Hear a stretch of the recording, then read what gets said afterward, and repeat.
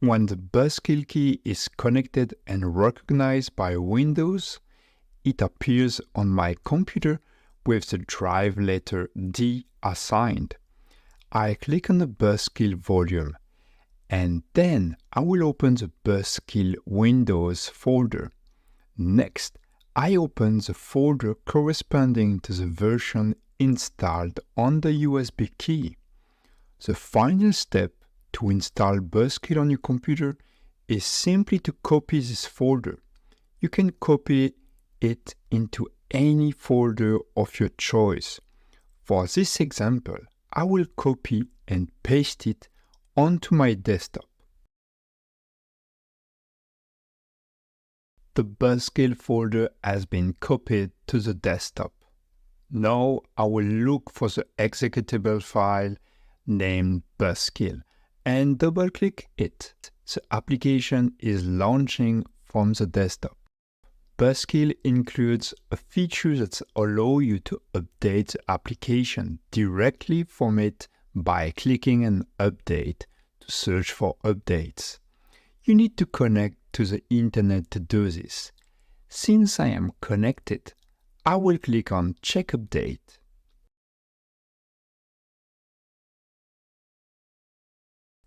The update has been successfully completed. Now it is necessary to restart the application for the update to take effect.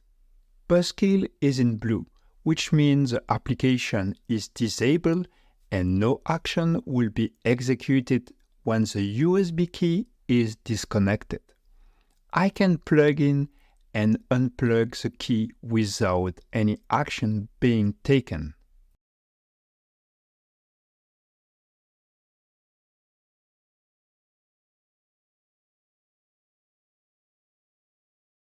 We will configure the locking of the Windows session when the key is disconnected. First, we will click on the menu in the top left corner, then on Settings. We'll make sure that the lock screen is selected. If not, we will click on the line and choose the first option to lock your screen. Then we go all the way back and click on ARM. BusKill turns red, meaning it is activated. When I disconnect the key, the session will be locked. And there you have it. The Windows session will be locked.